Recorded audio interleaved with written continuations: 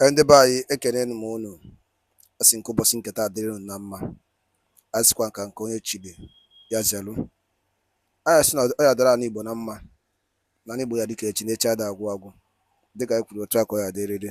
Ise ise ise.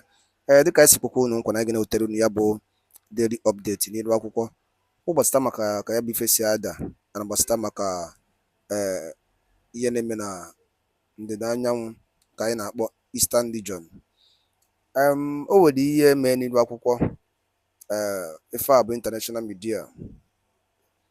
O nwere ife akwụgasị gbasịta maka ya bụ nwere onwe ndị Igbo na-azọ, and gbasịta maka ihe dị iche iche. O nwegasị ya pụtagasị aka maka anyị kwuru unu nkwa na anyị ga na-etiri unu update ọbụla bụ gbasịtara maka ihe na-eme n'ala Igbo and the whole nation. Again, ya bụ ife ka ọ na-efe ihe nwanne anyị nwoke kwuru. O kwuru uche ya, so anyị mere anyị ji wee tie unu ya si uche onye adị na njọ. Mana gị bụ onye ọma na-ege ntị, gịnị ị ga-esi ya bụ ife ikwu ife i chere gbasịta maka ya bụ ife ndị a niile kwugasị ọ rụtagasị aka dị iche iche n'ilu akwụkwọ. All right, over to you, sir. In Delta State, that's still very fresh in the minds of Nigerians.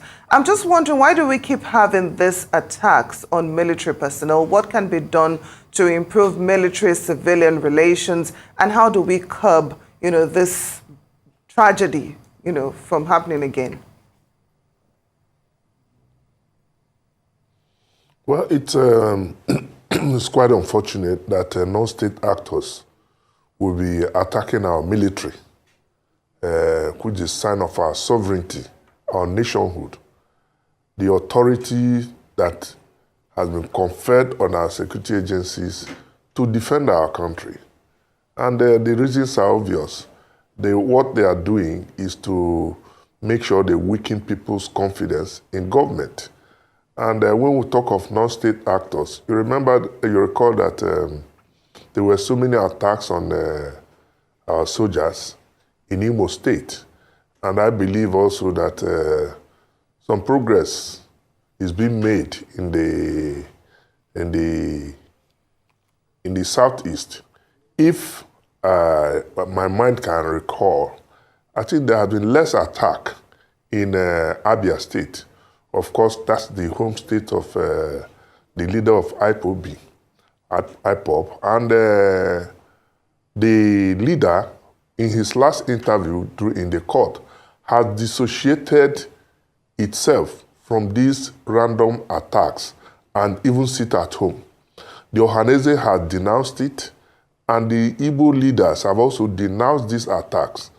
It's senseless attack, because for me, if you say you are agitating for your people and you are at the same time destroying the people, their source of livelihood, they sit down at home, is a contradiction.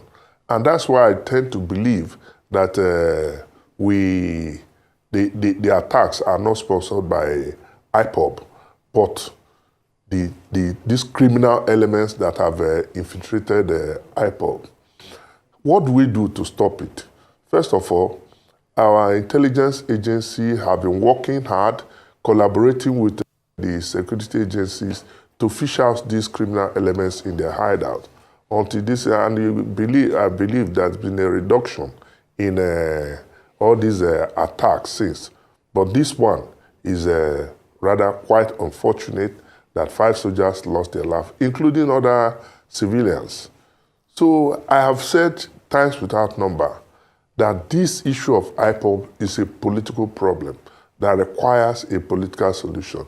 In addition to intensive gathering of intelligence and harnessing of our security agencies to prevent these things from happening by being vigilant and alert, I believe the government should now step in to see if a reprieve can be given to Nnamdi Kanu, maybe conditionally, or to give him something so that he will be able to, at least, because say if he's out, that these things will not be happening.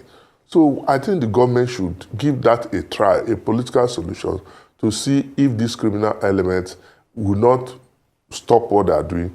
I believe they will not hide anything. So two-pronged approaches on my own part. Political solution, intensive intelligence gathering, and concerted efforts. You also recall that the army has said that they will fish out these people and subject them to the law. I want also commend the army so far in their approach. You know, everybody is denouncing it, and the military should intensify, because my fear in all this is that innocent people will suffer in reprisal attack. And that's why I'm also happy that the governor of Abia State took the initiative to douse this detention, put a bounty on the head of any person who can give, I think, 25 million, awarded scholarship to the families of the dead soldiers. And with this, I think tensions will begin to go down in the southeast. Let us look for political solutions to this problem.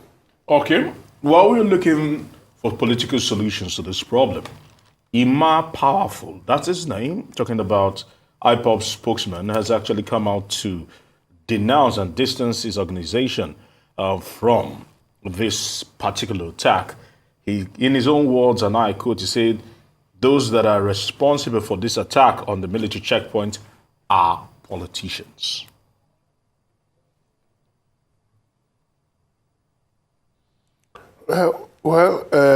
He has a right to his comment. The only area I'm interested in his comment is that this is not the handwork of IPOB.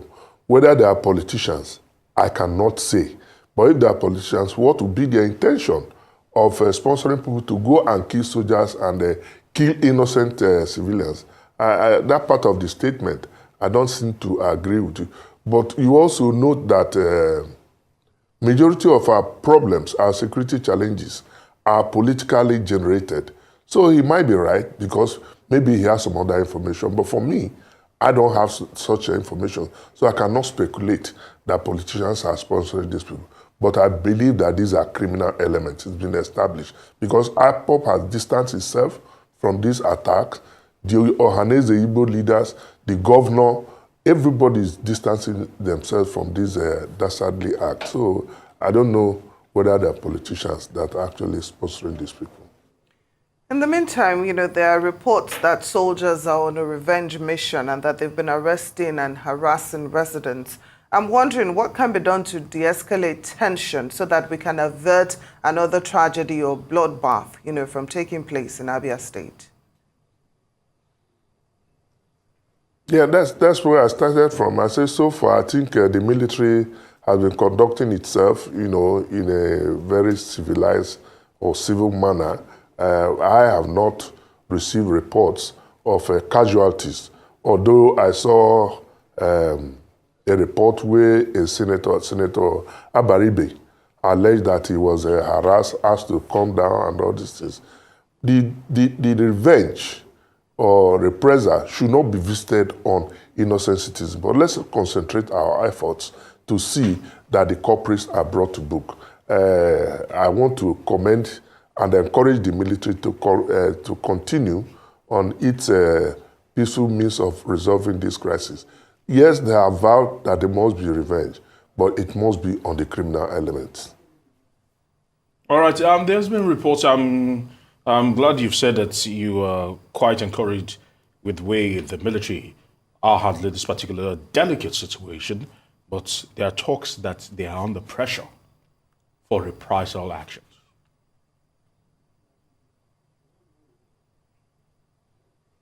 Well, if the reprisal, I said, should be on the criminal elements that are perpetrated, not on the innocent civilians. So I think the military should also be encouraged. We should take them by their words. They are there to protect us. So if at the end of it, because the military was killed, which is condemnable, it should not be visited on innocent citizens, because their responsibility is to protect the people. Nobody is supporting the killing of our soldiers. These are the people who have dependents.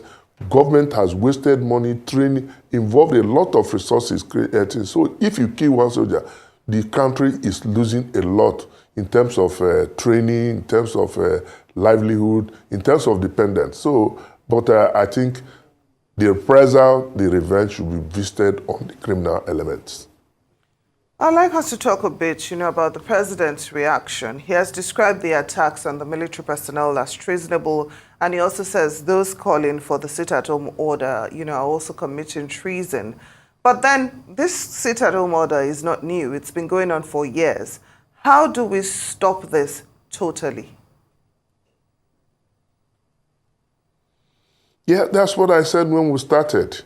This thing has been going on for a very long time. The economy of the Southeast is grinding to a halt. Nothing is moving. Every Monday we lose billions of naira. And like I said, government should intervene to see if actually Nnamdi Kanu is released, whether this will continue. Because he has dissociated himself. He said he's not part of the people asking people to sit at home, because you are depriving them of their means of livelihood.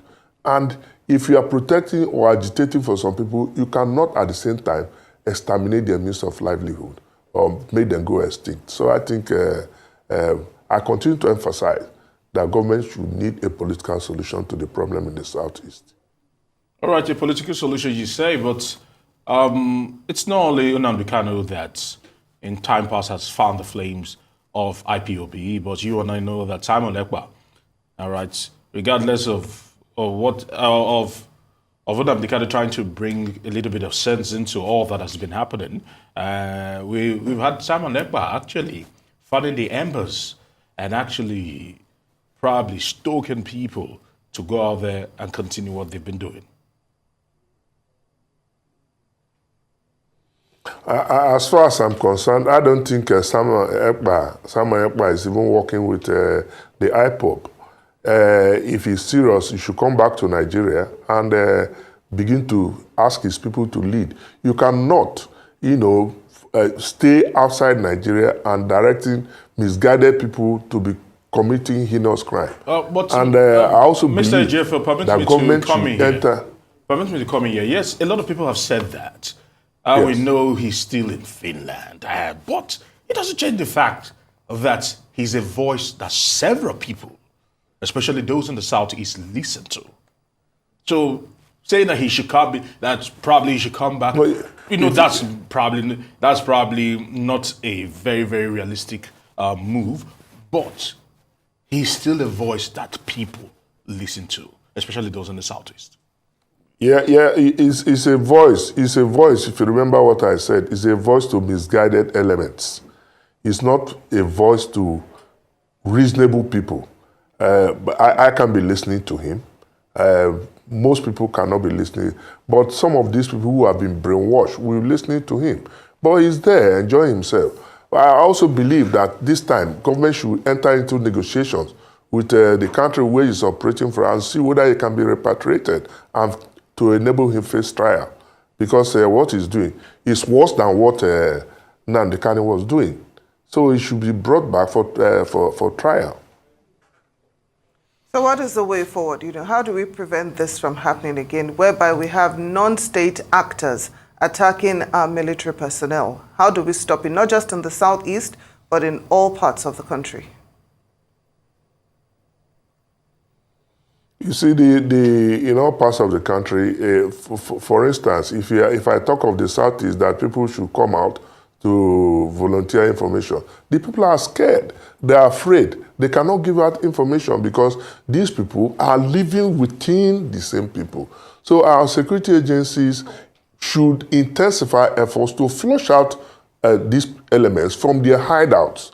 And once that is done, because I was watching a video on Arise this morning, where they were parading themselves as if there's no law in the country.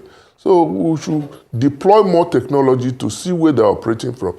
And I can tell you on authority that a lot of arrests are being made, especially in Imo State, by the State Security Service, and they don't like going public.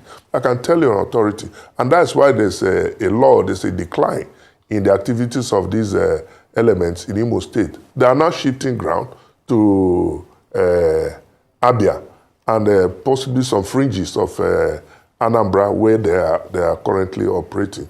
So we need intensified efforts from government and cooperation from the people to see that not only in the southeast for IPOB, for instance, there are pockets of criminality in virtually all parts of the country. You have a kidnapping, mass kidnapping in the northwest, north central. The issue of Boko Haram is dying down in the northeast. The herdsmen, they are also operating in the north central, especially in Benue and part of Delta State. So all these are security challenges that require appropriate action from government and from the people. That the government and the state governors are buying into it, that we need to localize our solutions to our local security challenges. It's not what we apply as a solution in the northeast that you are going to apply in the southeast. I'll give you an example. We have the issue of IPOB agitation in the southeast. You cannot use that same solution to tackle the issue of kidnapping and mass kidnapping in the north central or agitation in the... Every problem requires its own local solution. So I believe that government should begin to work towards decentralizing the security architecture by creating state police. Although some people will also tell you that it will be abused. They come up easily with this, the issue of state independent electoral commission. And I tell you, these are not different things. The police, the central police, the Nigerian police, will still be there to oversee what they are doing. The crimes will be divided to simple and serious offenses, that some are federal offenses, some are local offenses, and which will be handled at that level. Provision of intelligence by the local police, because they know the terrain, they interact with the people, they don't have language and cultural differences. So they should get this information or intelligence and feed the federal police. So by when you do all these things, the tension will be, but as long as we continue to do the same thing the same way and expect different results, it's not going to work.